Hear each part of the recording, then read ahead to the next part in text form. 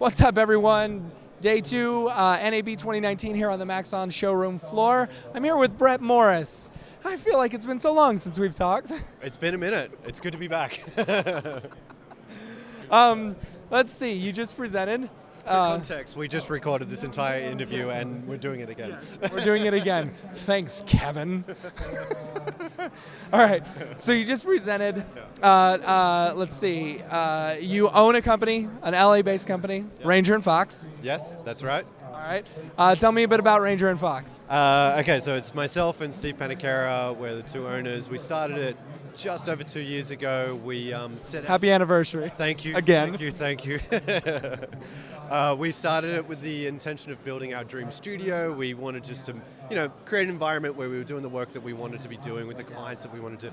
As simple as that. We set out with that goal, and as we've hit the 2-year mark, we feel like we're currently in that dream studio. We've put out a new show reel, a new branding. We're showing the work that we're doing. We're super stoked about it. It's a really, really good time for us. What's the ultimate goal?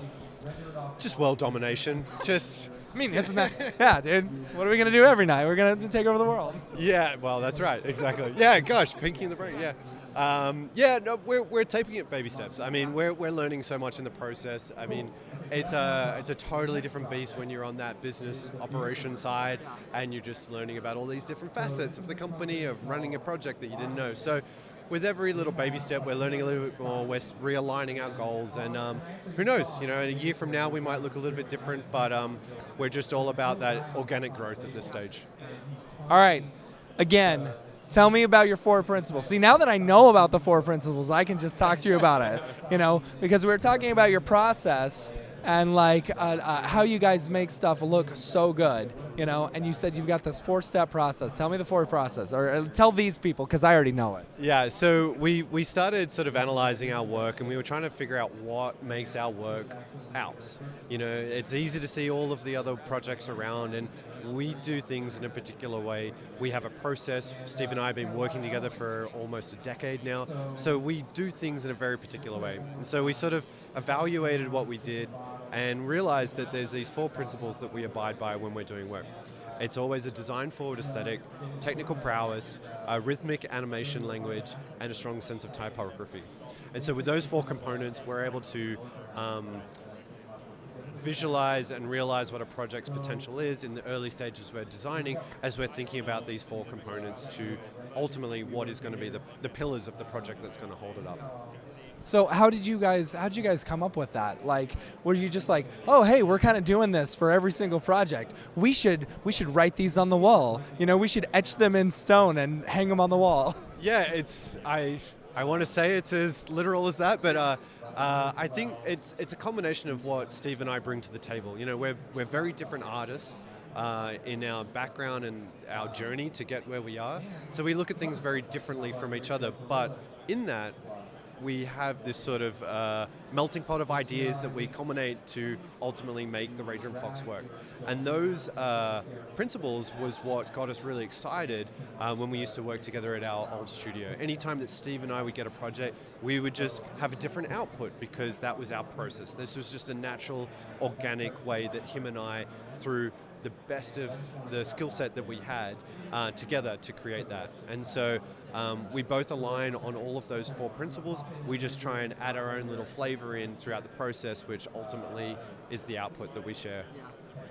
You're super organized.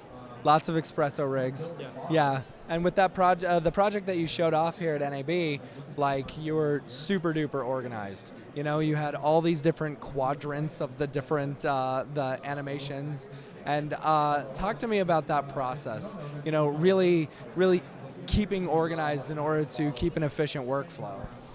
Yeah, I mean, it's certainly a process. I mean, early on in the project, we'll start to understand how big the project is, understand where the pitfalls are going to be, and really try to visualize exactly what we need to do for every step in the process in order to deliver the final product. So for this instance, for the project that I broke down, we needed to create a world. And each portion of the world was a different city, and that each city was surrounded by all these buildings. So our thought process early on was thinking, how do we maximize the amount of time we give to each one of these 15 cities? It's a really tall order to design, develop, rig, animate, look development, rendering for each one of these 15 projects with such a small team, we knew that that's where the bulk of the energy needed to go. But there's this other problem to solve, which is building a world. So that's where it was like, okay, at the very early stages of the project, it was trying to understand exactly what solution we would use in order for us to build a world in the most quickest and easiest way possible. And that just came from a trial and error process, a little bit of R&D to try and understand what it would take to put all the right components in place for us to ultimately build a world in 30 to 45 minutes. And you saw the process. It starts in Photoshop, goes in Houdini, goes into Cinema, and then Cinema really takes over and gives us that flexibility to evolve things. And we were really conscious of the fact that if the client changed the script, which ultimately happened, we would have to change the order of shots. So as we're designing a sequence, we're trying to understand the spatial difference between spatial distance between the cities, and if our line in the script changes and all of a sudden we need to be from here to here, we didn't want to manually build that world because we would ultimately be throwing away work. So we wanted just like the most efficient and effective way to make something with very minimal effort, translated all the way into Cinema, and be able to still have that flexibility to know that, hey, we still need to art direct, and giving all those right levers to pull once we're in that, art direction stage. So it was just a really interesting process to think about the combination of Photoshop, Houdini into Cinema to create that process. And it was really cool to break that down for everyone to understand what that thought process is. Yeah. During your process, you showed an animatic of like what basically became the final piece. Did you have do you ever have a hard time, because that's untextured, it's primitives, it's stuff. Do you have a hard time selling that to the client? It is certainly part of the job. I think that's where you want to give the client as much context as possible as far as where the design development decisions are going, or often, having references to get the conversation going into storyboards, getting storyboards to go into, initial style frames.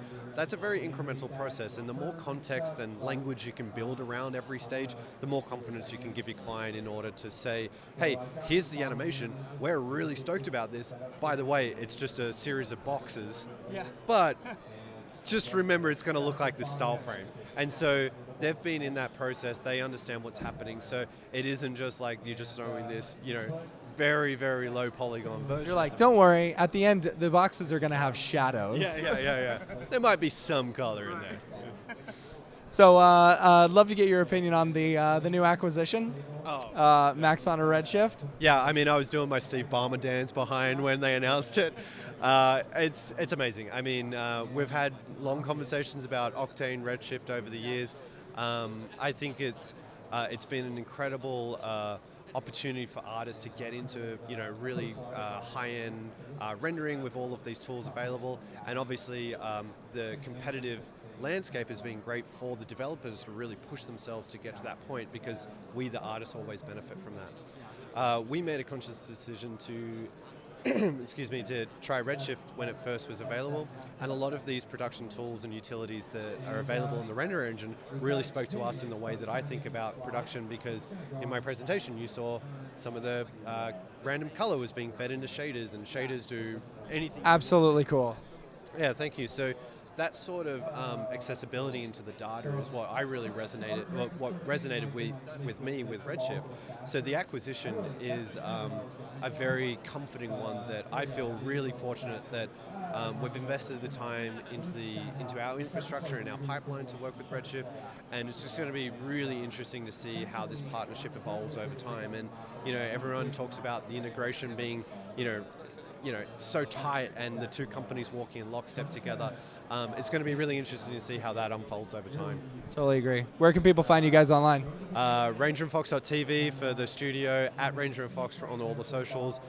My personal Twitter is BMA_Morris, and come say hello. Always happy to have a chat. Thanks, man. Thank you. All right, from the NAB showroom floor for Mograph.com and iDesign.com, we will see you guys in the next interview.